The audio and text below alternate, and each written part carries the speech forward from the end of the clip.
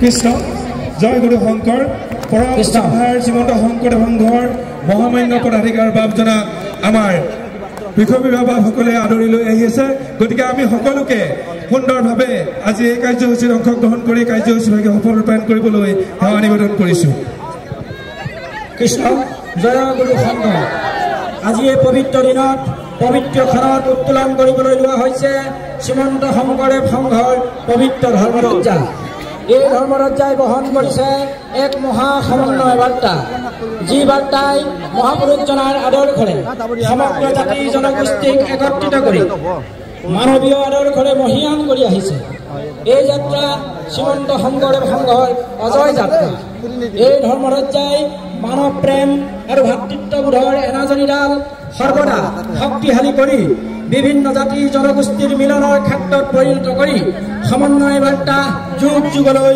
বহন কৰি আহিছে শ্ৰীমন্ত শংকৰদেৱ সংঘৰ ধৰ্মধ্বজাই আমাৰ প্ৰতিজনৰ হিৰে হিৰে বিয়পি থাকে আবেগ আৰু প্ৰাণক এক মহাচুতলৈ ৰূপান্তৰ কৰি মহাপুৰুষৰ আদৰ্শৰে বিশ্ব প্ৰেম আৰু ভাতৃত্ববোধৰ এক মহাসংকল্প ল'বলৈ আমাক প্ৰতিশ্ৰুতিবদ্ধ কৰি ৰাখিছে আজি এই মহেন্দ্ৰখনত পবিত্ৰ ধৰ্মধ্বজাৰ তলত সমবেত সমূহ নৰৰূপী নাৰায়ণ বাপ আই সেৱক সেৱিকা কণ কণ শিশুসকলৰ লগতে সহস্ৰজনলৈ ভক্তিৰ প্ৰণিপাত আগবঢ়াইছোঁ শ্ৰীমন্ত শংকৰদেৱ সংঘৰ ৰঙিয়া জিলা শাখাত অনুষ্ঠিত হোৱা শ্ৰীমন্ত শংকৰদেৱ সমন্বয় ক্ষেত্ৰত 93 সংখ্যক বাৰ্ষিক অধিৱেশনৰ শ্ৰীমন্ত শংকৰদেৱ সমন্বয় ক্ষেত্ৰৰ নীলিম আকাশৰ বুকুত সগৌৰৱেৰে শ্ৰীমন্ত শংকৰদেৱ সংঘৰ ধৰ্মধ্বজা উত্তোলন কৰিব শ্ৰীমন্ত শংকৰদেৱ সংঘৰ মহামান্য পদাধিকাৰ মহাপুৰুষ শ্ৰীমন্ত শংকৰদেৱ বিশ্ববিদ্যালয়ৰ মাননীয় আচাৰ্য সন্মানীয় শ্ৰীযুত ভৱেন্দ্ৰনাথ ডেকাবাপে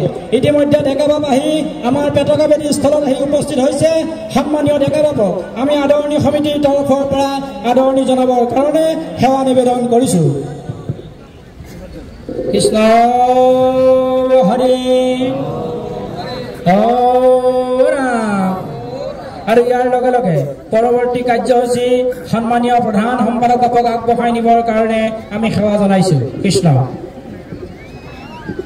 কৃষ্ণ জয় গুৰু শংকৰ সৰ্বগুণাকৰ যাকে নাহিকে পাম তোহাৰী চৰণক ৰেণু শতকোটি বাৰক কৰোঁ প্ৰণাম কৃষ্ণ শ্ৰীমন্ত শংকৰদেৱ সংঘ উত্তৰ পূব ভাৰতৰ এটা সৰ্ববৃহৎ ধৰ্মীয় অনুষ্ঠান এই অনুষ্ঠানটিৰ প্ৰতি বছৰে কৰি অহাৰ দৰে এইবেলিও ৰঙিয়া জিলা শাখাৰ আতিথ্যত 93 সংখ্যক বাৰ্ষিক অধিৱেশন ভাগি এই হাতীখোলা পথাৰত ৰঙিয়াৰ মনোৰঞ্জনা ভৈৰা হাতীখোলা পথাৰত অনুষ্ঠিত হৈছে শ্ৰীমন্ত শংকৰদেৱ সমন্বয় ক্ষেত্ৰত ইয়াত অনুষ্ঠিত হৈছে লক্ষ লক্ষ ভকত ইয়াত উপস্থিত হৈছে মই জয় জয়তে আমাৰ পদাধিকাৰ উপপদাধিকাৰ যেতিয়া সম্পাদক প্ৰাক্তন প্ৰধান সম্পাদকে প্ৰমুখ কৰি শ্ৰদ্ধাভাজন লোকসকলক মই সেৱা নিবেদন কৰি ৰঙিয়া জিলাবাসীৰ লগতে ৰঙিয়াৰ এই অধিৱেশন অনুষ্ঠিত কৰিবলৈ যি আদৰণি সমিতি গঠন কৰি দিয়া হৈছিল আদৰণি সমিতিৰ সভাপতি সম্পাদককে প্ৰমুখ কৰি সমস্ত ৰঙিয়াবাসীক ধন্যবাদ আৰু কৃতজ্ঞতা জনোৱাৰ লগতে আজি লক্ষ লক্ষ ভকতৰ ইয়াত উপস্থিতি হৈছে অসমৰ বিভিন্ন প্ৰান্তৰ পৰা ভাৰতবৰ্ষৰ বিভিন্ন প্ৰান্তৰ পৰা ইয়াত বিভিন্নজন লোক গোট খাইছে এইসকলৰ সমস্তজনলৈ মই শ্ৰদ্ধা আৰু ভক্তি নিবেদন কৰি আমাৰ সন্মানীয় পদাধিকাৰ বাবজনক আজি আমন্ত্ৰণ কৰিছিলোঁ আজি ধৰ্মধ্বজা উত্তোলন কৰিবলৈ তেখেত আহি ইতিমধ্যে আমাৰ মাজত উপস্থিত হৈছে তেখেতে পতাকা পাতি লৈ যোৱাৰ আগমুহূৰ্ততেই মই ইয়াত সমবেত হৈ থকা গায়ন-বায়নৰ দলটিক গুৰুভাত পৰিৱেশন কৰিবৰ কাৰণে সেৱা জনাইছোঁ কৃষ্ণ কৃষ্ণ শংকৰ গুৰু হৰি ৰাম ৰাম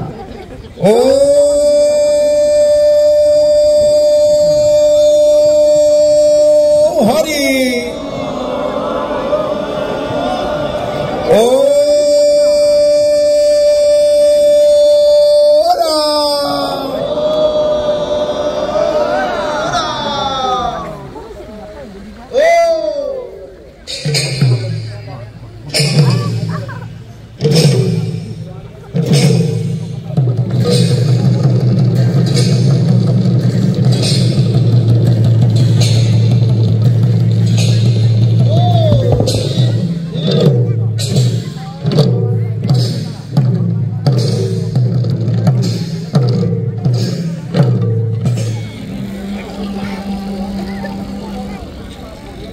Krishna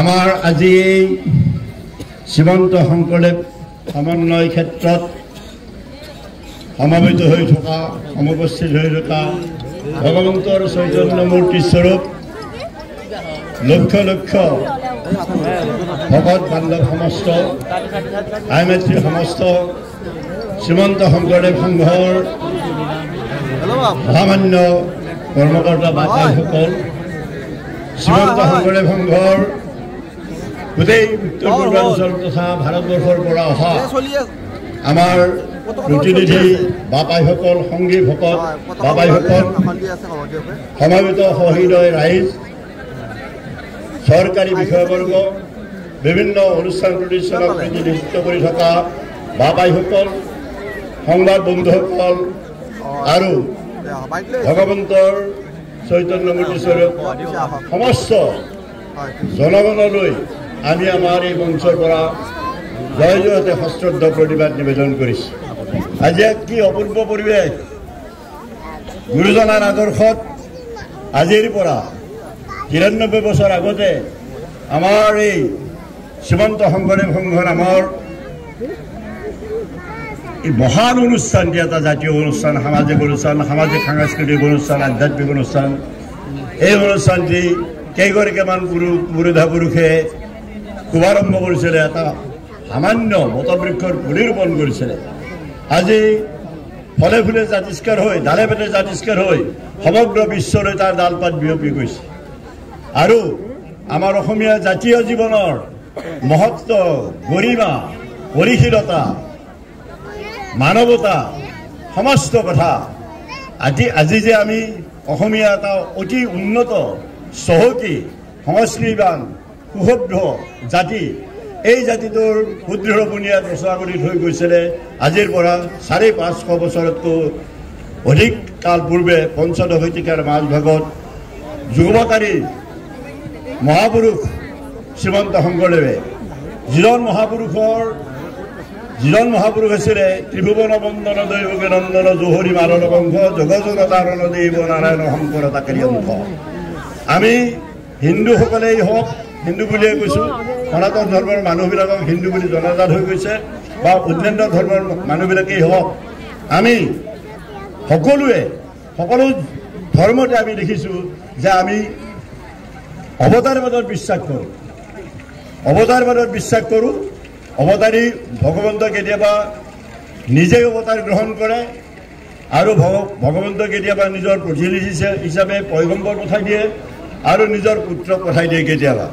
তেনেধৰণে ভগৱন্তৰ এই ধৰণে আমি যে সকলো আমাৰ যিমানবিলাক চলিত ধৰ্ম আছে পৃথিৱীত, সকলো ধৰ্মই একেশ্বৰবাদত বিশ্বাস কৰে আৰু সকলোৱে অৱতাৰবাদত বিশ্বাস কৰে। আমাৰ সনাতন ধৰ্মৰ মতে আমাৰ ভগৱান কৃষ্ণই নিজেই কৈ গৈছে জৰা জৰা হি ধৰ্মস্য গ্লানিৰ ভৱতি ভাৰত অভ্যুত্থানম ধৰ্মস্য তদাত্মনম সৃজন্যহম পৰিত্ৰাণায় সাধুনাম বিনাশায় দুষ্কৃতম ধৰ্ম সংস্থাপনাৰ্থেয় সম্ভৱামি যুগে যুগে। যে ধৰ্ম সংস্থাপন কৰিবৰ কাৰণে, সন্তসকলক পৰিত্ৰাণ কৰিবৰ কাৰণে, দুষ্ট দমন কৰিবৰ কাৰণে, সংস্কৃতি স্থাপন কৰিবৰ কাৰণে আজি যুগে যুগে অৱতাৰ ধৰি আছে। আমাৰ ধৰ্মত ভগৱন্তই নিজেই আহে আৰু অংশৱতাৰ হয়। আমাৰ ধৰ্মমতে আমি একেশ্বৰবাদত বিশ্বাস কৰোঁ। একদেৱ একশত একবিনে নাইকেব, এইটো কেৱল মহাপুৰুষ গুৰুজনাই দিয়া বাণী নহয়, এই বাণী হ'ল আমাৰ গোটেই বৈদিক সনাতন ধৰ্মৰ বেদ বেদান্ত সমস্ত গীতা ভাগৱতকে আদি কৰি, মহাভাৰত ৰামায়ণকে আদি কৰি আমাৰ ৪ বেদ ১৪ শাস্ত্ৰ অষ্টাদশ পুৰাণ যিবিলাক আছে, উপনিষদ যিমানবিলাক আছে, মূলত বেদবিলাক অবিমিশ্ৰিত ধৰ্মশাস্ত্ৰ নহয় বা ভকত। বেদ অধ্যয়ন কৰিব আপোনাসকলে 4 বেদ বুলি কোৱা আগতে ত্ৰিবেদ আছিলে তাৰপিছত 18 বেদ যুগ হৈ 4 বেদ হৈছে চতুৰ্বেদ এই চতুৰ্বেদৰ সকলোবিলাক কথা কেৱল ধৰ্মৰ কথাই নহয় তাত সামাজিক কথাও আছে তাত জৰা ফুকাৰ কথাও আছে তাত কুমন্ত্ৰবিলাক আছে 18 বেদত নন ৰিলিজিয়াছ এলিমেণ্ট বুলি কথা কয় আপোনালোকে জানিলে তাজ্জুব খাই যাব এইবিলাক মানে এইবিলাকো বেদত আছে তেতিয়া সামাজিক কথাবিলাক সাংস্কৃতিক কথাবিলাক এই কথাবিলাকো বেদত সোমাই দিয়া হৈছিলে কিন্তু বেদৰ তত্ত্ববিলাক পৰৱৰ্তী কালত বেদ বিভাগ কৰা হৈছে সংহিতা ভাগ কৰা হৈছে সংহিতাবিলাকত তাৰ মন্ত্ৰবিলাক আছে তাৰপৰা ব্ৰাহ্মণ শাস্ত্ৰ কিছুমান ওলায় তাৰ বেদৰ মন্ত্ৰবিলাকৰ ব্যাখ্যা কৰিলে ব্ৰাহ্মণ কিছুমান শাস্ত্ৰ উলিয়ালে তাৰপিছত আৰণ্যক বুলি এটা শাস্ত্ৰ উলিয়ালে এই আৰণ্যকবিলাকত বানপ্ৰস্থ জীৱনৰ কিছু কিছু তাত নিৰ্দেশনা থাকিলে আৰু আৰণ্যকত আমাৰ বেদৰ কিছু তাত্ত্বিক কথা তাত আলোচনা কৰা হৈছে কিন্তু পৰিশেষত আমাৰ বেদৰ বেদান্ত দৰ্শন বুলি যাক কওঁ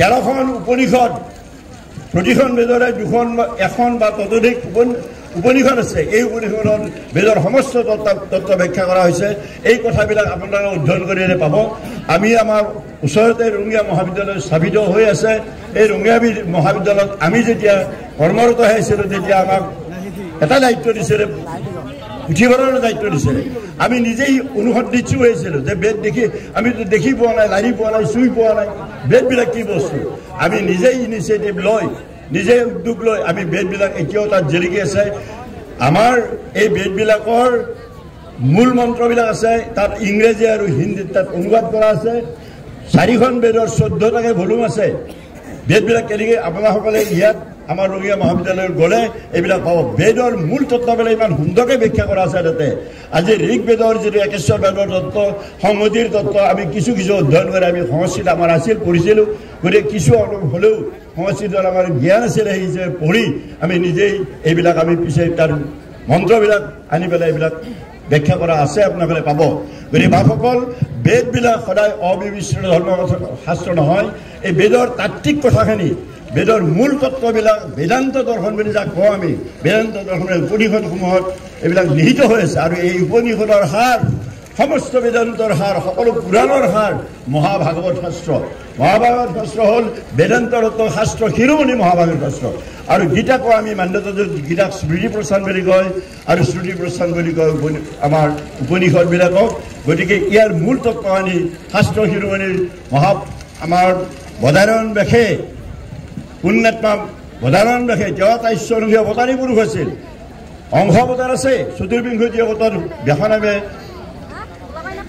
অৱতাৰ হোৱা বুলি আমাৰ মহাপুৰুষ গুৰুজনাই কীৰ্তন হোৱাতে লিখিত কথা গতিকে বাপসকল এই সকলোবিলাক অধ্যয়ন কৰিলে আপোনাৰ বেদত যিবিলাক ঈশ্বৰ বেদৰ তত্ত্ব আছে আৰু আপোনালোকে এটা কৈছে যে আমি বেদৰ মূল মন্ত্ৰৰ আৰম্ভণি কৰিছে ওম অগ্নিবীৰে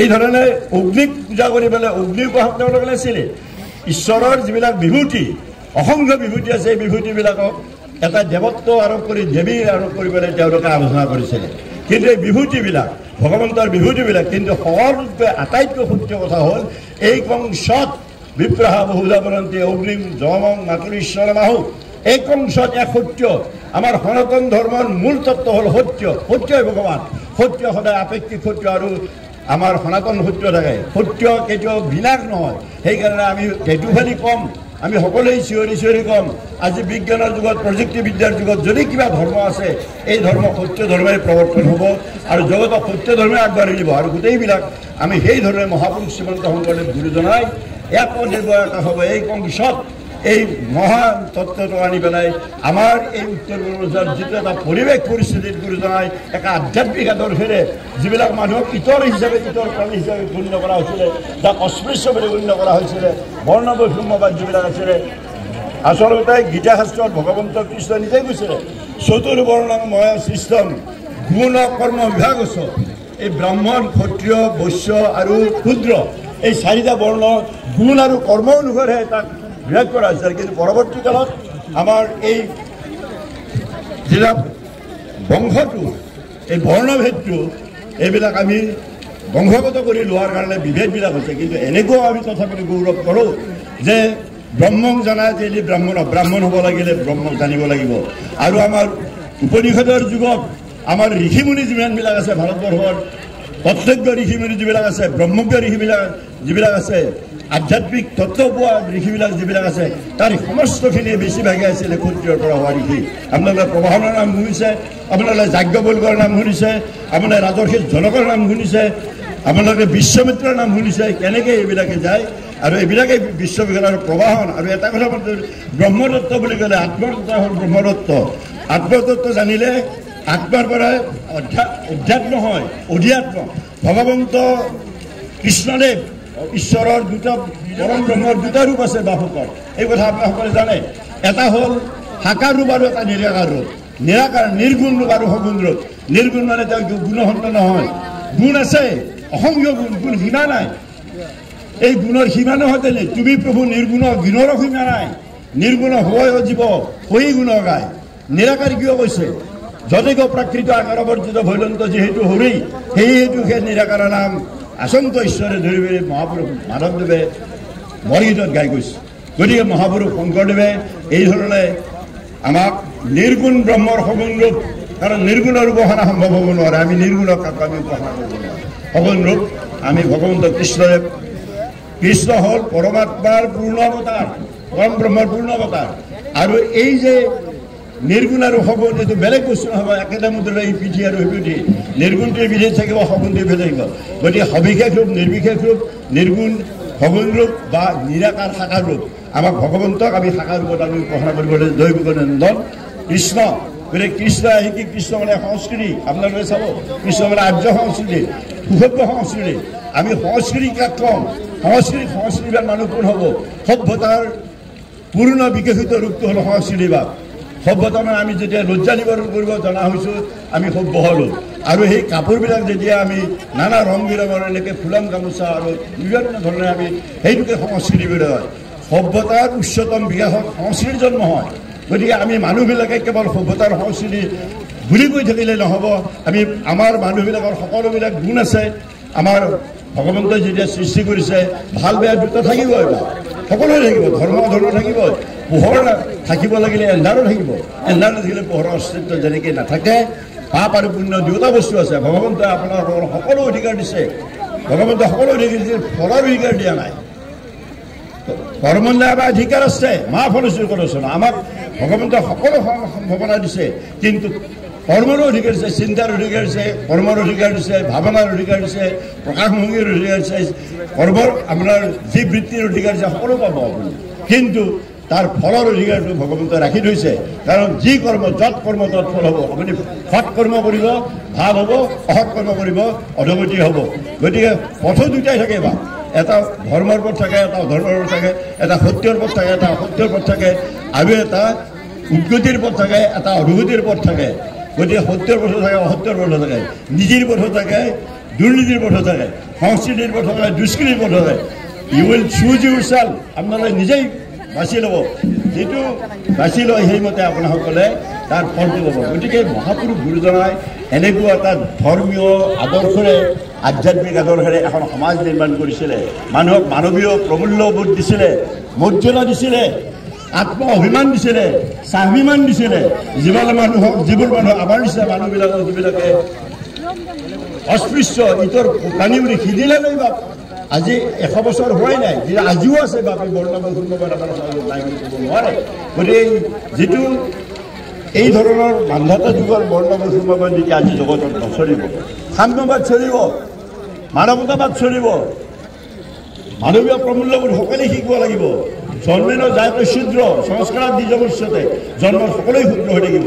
আৰু তাৰপিছত আমি সংস্কাৰ লৈ সেই আদৰ্শৰে মহাপুৰুষ গুৰুজনাই এটা আধ্যাত্মিক আদৰ্শৰে এখন সমাজ পাতিছিলে আমাৰ ইয়াত। সকলো জাতিৰ বঢ়িয়া কীৰ্তন পৰিত আদি পাৱে বৈকুণ্ঠক 34 জাতি, 34টা জাতি পেলাই আমাৰ এই কীৰ্তন কৰি আমাৰ সেই ধৰণৰ আমাৰ অসমৰ মানুহবিলাকে বৈকুণ্ঠলৈ গতি কৰিবৰ এই সুবিধাটো পাইছিলে। গতিকে আমি গুৰুজনাৰ সেই আদৰ্শৰে সেইটো স্ফুৰিত হৈছিলে। এইটো হয়, সকলো ধৰ্মৰে নামৰ লাগে। ইছলাম ধৰ্মটো লাগিছে, খ্ৰীষ্টান ধৰ্মতে ইছলাম ধৰ্মটো যেনে চিয়া আৰু চুন্নি দুই এটা হৈ গ'ল।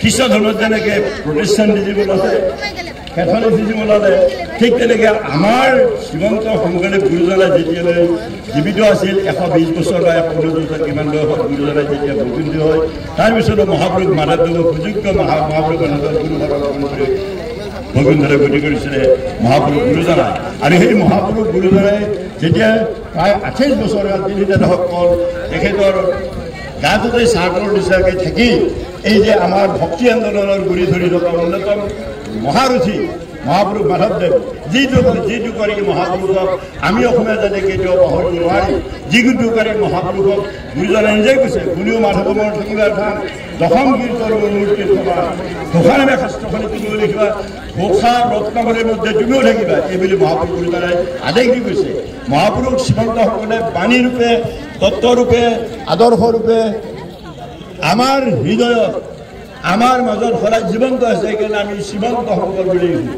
মহাপুৰুষ মাধৱদেৱ বুলি লিখোঁ এই কথা শ্ৰীমন্ত যিজনে জীৱন্ত হৈ থাকিব তেওঁলোকে আত্মাৰূপে তত্ত্বৰূপে আদৰ্শৰূপে বাণীৰূপে মহাপুৰুষ গুৰুজনা আৰু মহাপুৰুষ মাধৱদেৱ অসমীয়া জাতিৰ মাজত আজিও চাই আছে আজি আমাৰ লক্ষ লক্ষ ভকতীয়া সমবেত হৈছে এক হৃদয় লৈ এক মন লৈ এক প্ৰাণ লৈ এক উৎসাহ এক উদ্যম এক উদ্দীপনা আমাৰ মাজত কোনো বিভেদ নাই আমাৰ মাজত হৃদয়ে হৃদয় মিলিছে আমাৰ ভাৱৰ আদান প্ৰদান হৈছে আমাৰ আৱেগৰ আদান প্ৰদান হৈছে আমি এইবিলাক উৎফুল্লিত হৈ আছোঁ এইখন বৈকুণ্ঠ কৰি নহয় কিয় এইখন আজি শ্ৰীমন্ত শংকৰদেৱ সমন্বয় ক্ষেত্ৰ এটা এই সমন্বয় ক্ষেত্ৰৰ পৰা মহাপুৰুষ শ্ৰীমন্ত শংকৰদেৱৰ আদৰ্শতে গঠিত বা আমাৰ প্ৰতিষ্ঠাপিত শ্ৰীমন্ত শংকৰদেৱ এটা বৈপ্লৱিক অনুষ্ঠান সকলো মানুহে বিপ্লৱ কৰিব নোৱাৰে বিপ্লৱ মানে কেৱল ইনকলাব জিন্দাবাদ দি পেলাই লেই কাৰ্য কৰি পেলাই চিঞৰ বাহৰ কৰি যদি খুলি থকা সেইটো খুলি চিঞৰি পেলাই এইটো বিপ্লৱ নহয় গুৰুজনাই বিপ্লৱ কৰিছিলে বিপ্লৱ মানে কি আমি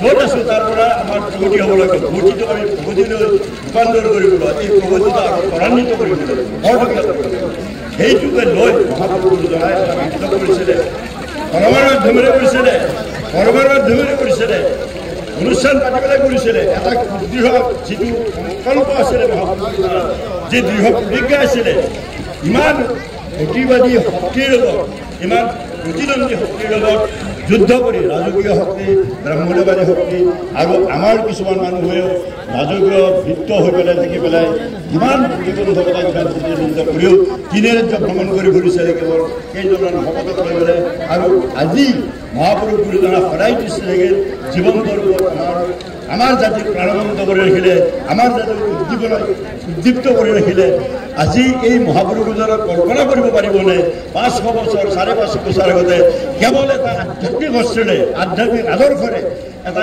ইমান ধৰণৰ মানুহবিলাক একত্ৰিত কৰি কৌটিকুলীয়া অন্ধকাৰ অন্ধবিশ্বাস কুসংস্কাৰ অনাচাৰ ব্যভিচাৰবিলাক দূৰ কৰি বৰ্ণবৈষম্য নিৰ্মূল কৰি সকলো জাতি জনগোষ্ঠীৰ মানুহে একত্ৰিত কৰি একেবাৰে আমাৰ এটা এখন নামঘৰৰ মজিয়াত লৈ নামঘৰবিলাক আমি ৰুৰেল বিশ্ববিদ্যালয় কওঁ ৰুৰেল ইউনিভাৰ্চিটি তাত গুৰুজনাই শিক্ষাৰ কেনেকৈ ব্যৱস্থা কৰিছে লোকক কেনেকৈ শিক্ষা দিয়াৰ ব্যৱস্থা কৰিছে এই কথাবিলাক গতিকে এই গুৰুজনাই আমাৰ জাতিটোক ধৰ্ম দিছে সংস্কৃতি দিছে মানৱীয়তা দিছে আধ্যাত্মিকতা দিছে নৈতিকতা দিছে সকলো শিল্প দিছে উদ্যোগ দিছে আৰু সকলো পথ তেখেতে নিজেই আমাৰ অসমীয়া ভাষা সাহিত্য সংস্কৃতিৰ গুৰুজনাই এটা প্ৰাণ প্ৰতিষ্ঠাতা ভাষাটো আছিল কিন্তু তাক জীৱন্ত ৰূপ দিছে আৰু আপোনালোকে গুৰুজনাৰ প্ৰতিভাবিলাক চালে কোনো ধৰ্মগুৰু বিশ্বত আমাৰ গোটেই বিশ্বত যোৱা 3000 বছৰ আপোনালোকে দেখিব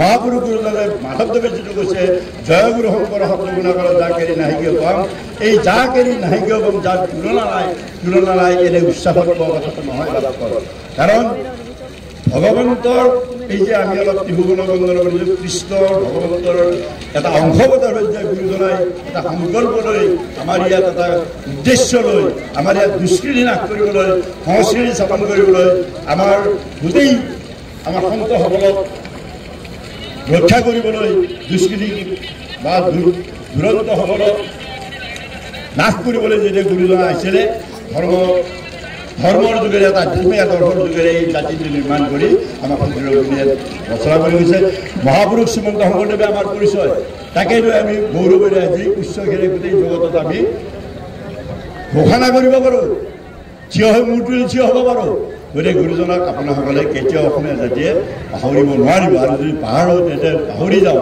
মাধৱদেৱক যদি পাহৰি যাওঁ, তেনেহ'লে আমাৰ অপমৃত্যু হ'ব। মহাপুৰুষ গুৰুজনাৰ কোনো এটা আদৰ্শ, কোনো এটা অৱদান যদি অৱহেলা কৰা যায় বা তাক যদি নাকচ কৰা যায়, এইটো মোৰ কথা নহয়, কলাগুৰু বিষ্ণুপ্ৰসাদ প্ৰসাদ ৰাভাই কৈছে আমাৰ অসমীয়া জাতীয় জীৱন বিকলাংগ হ'ব। এইটো বিষ্ণুপ্ৰসাদ ৰাভাই, কলাগুৰু বিষ্ণুপ্ৰসাদ ৰাভাই ঘোষণা কৰিছে। বাপসকল আমি সকলোৱে আপোনাসকলে জানে, গোটেই জানে, কিন্তু আমি জানিলেই নহ'ব, আমি চব জানো। একেবাৰে বিশ্ববিদ্যালয় ডিগ্ৰী শেষ কৰি দিলোঁ, শংকৰদেৱৰ আদৰ্শ, শংকৰদেৱৰ দৰ্শন দেখি একেবাৰে দিল্লীত ডিগ্ৰী পাই পেলাই ডক্টৰেট পাই গোটেই হৈ গ'ল। কিন্তু তাৰপিছতো আমি জানো, কিন্তু আমিতো মানিব নোৱাৰোঁ। নামানিলে কি হ'ব বাৰু? মানিলেহে ধান, নামানিলে কথা হৈ যায়। গতিকে সেইবিলাক কথাৰ কোনো মূল্য নাই। জানিলেই নহ'ব, মানিব লাগিব। পণ্ডিতসকলক মই আহ্বান জনাইছোঁ। আৰু পণ্ডিতে শাস্ত্ৰ মাত্ৰ পঢ়ে, সাৰ ভকতে লিয়ে, অন্তৰজত মধু কৰে দিয়ে।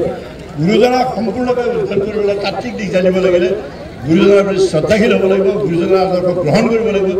তেতিয়াহে এইটো কৈছিল যে পণ্ডিতে শাস্ত্ৰ মাত্ৰ পঢ়ে, গুৰুজনাই এটা বৰ্ণিত সাৰ তত্ত্ব। সেইকাৰণে শংকৰ সেই শুদ্ধ মত, ঈশ্বৰ ভক্তিৰ তত্ত্ব প্ৰচাৰীয়া শাস্ত্ৰ সাৰ জানি যিমানবিলাক ধৰ্মগুৰু ভাৰতবৰ্ষত আধ্যাত্মিক গুৰু বা নৱবৈষ্ণৱ আন্দোলনৰ ধৰ্মগুৰু আছিলে, শৰণ ধৰ্ম কোনো দিয়া নাছিলে। বাবা শৰণাখেৰি ভগৱতীৰ শৰণাখেৰি প্ৰেমানন্দ তাৰ ফল শৰণা মিলাই ভগৱতী আমাৰ ঘৰতে যেন জয় কোনো কথা নাই। গতিকে পাণ্ডিত্যৰ কোনো আৰু মহাপুৰুষ গুৰুজনাই সেই সকলক পণ্ডিত বুলিও কোৱা নাই। পণ্ডিত কাক কৈছে বা সমাজৰ ভিতৰত সেই পাণ্ডিত্য। আমাৰ মানুহবিলাক পণ্ডিত, আমাৰ ভকতসকলৰ পণ্ডিত। কিয়? সমাজৰ হিতে আছে। ব্ৰাহ্মণৰ চন্দনৰ বিচাৰে দাঁতত চৰাজাৰ ভৈৰাগ দৃষ্টি এবাতুল নিশত সাজুজাৰ ভৈৰাগ তাহাকেহে পণ্ডিত বুলিও হ'ব। এইটোৱে তাৰমানে পাণ্ডিত্যৰ পণ্ডিতৰ এটা ডেফিনেশ্যন দিছে। গতিকে ভাসকল আমি সকলোৱে সামৰি লৈছোঁ। শ্ৰীমন্ত শংকৰদেৱ সংঘৰ ২৭ জনগোষ্ঠী আজি একত্ৰিত কৰিছোঁ। লক্ষ লক্ষ ভকত অঞ্চলৰ পৰা নহয়, ভাৰতৰ বিভিন্ন স্থানৰ পৰা বুদ্ধবাৰে আহি তেওঁলোকে জীৱন ধন্য কৰিছে। সকলোকে আমি ভক্তিপূৰ্ণ সেৱা নিবেদন কৰিছোঁ। কষ্ট কৰি নাভাব, বৈকুণ্ঠতাৰ বিষয়ত কষ্ট থাকিব। আমাৰ কেৱল আনন্দ আনন্দ আনন্দ, প্ৰেম আনন্দ, ভকতিৰ আনন্দ, ঈশ্বৰ প্ৰাপ্তিৰ আনন্দ, ভগৱতৰ সংগৰ আনন্দ। সেই আনন্দত আপোনালোকে অৱসান কৰক আৰু আপোনালোকৰ জীৱন ধন্য কৰক। এইখিনি কথাৰে আজি আমাৰ এই বক্তব্য সামৰণি মাৰিব গৈছোঁ। আমাৰ হৈ যোৱা ইমান কম সময়ৰ ভিতৰত সিমান কোৱা কথাটো অসুবিধাও হয়। আমিতো আৰু হাতী মেলি ঘূৰি কৰি ঘৰুৱা এই কথা নাই। তথাপিতো দুআষাৰ কথা মাত্ৰ আপোনালোকক অৱগত কৰিলোঁ। গুৰুজনাক আপোনালোকে শ্ৰদ্ধা কৰিলোঁ, অসমীয়া জাতিয়ে পাহৰি নাযাব। আৰু সমস্ত জাতিয়ে আমাৰ শ্ৰীমন্ত শংকৰদেৱ সংঘৰ যিবিলাক আমি কল্যাণমূলক জাতীয় সংহতিৰ কাৰণে যিবিলাক কাম কৰি আছোঁ, সকলোৱে আমাক সহযোগিতা আগবঢ়াব। এইখিনিৰে মোৰ হ'ব পৰা ভক্তিৰ কাৰণে সমাৰ্থনা মাগি বক্তব্য সামৰণি কৰিছোঁ। অপৰাধ দিনাখন এতিয়া আমি 4 জয় দিম। আপোনাসকলে আমাৰ লগত জয় জগতগুৰু শ্ৰীমন্ত শংকৰদেৱ, জয় হৰিনাম ধৰ্ম, জয় শ্ৰীমন্ত শংকৰদেৱ সংঘ, জয় শ্ৰীমন্ত শংকৰদেৱ সংঘ, হৰি হৰি নাম নাৰায়ণ জানিবে পুখুৰ হৰণে আনগতি একেবাৰে অপৰাধ ক্ষমা কৰি তুমি দায় হৰি মুখ ৰক্ষা কৰি চলে ৰাম, মুখ ৰক্ষা কৰি চলে কৃষ্ণৰ গুৰু হৰি ৰাম। জয় কৃষ্ণ পৰম সমস্ত আজি আমাৰ শ্ৰীমন্ত শংকৰদেৱ সংঘৰ পদাধিকাৰ বাবজনাই পতাকা উত্তোলন কৰি আমাক যি কৃপাধন্য কৰিলে তেখেতক ধন্যবাদ আৰু কৃতজ্ঞতা জনাইছোঁ। আৰু আজিৰ এই পতাকা উত্তোলনৰ স্থলীত সমবেত সমস্তজনলৈ ধন্যবাদ, কৃতজ্ঞতা আৰু শ্ৰদ্ধা নিবেদন কৰি আমি পতাকা উত্তোলনৰ কাৰ্যসূচী ইয়াতে সামৰিব খুজিছোঁ। ইয়াৰ পৰৱৰ্তী অনুষ্ঠান ভাগৱত ভ্ৰমণ আৰু সাংস্কৃতিক সমাজত অনুষ্ঠিত হ'ব। তাতে আপোনাক সহযোগে সকলোৰে সহায় আৰু সহযোগিতা উপস্থিতি কামনা কৰিছোঁ। জয় গুৰু শংকৰ, অপৰাধ বিনাশন কৃষ্ণ।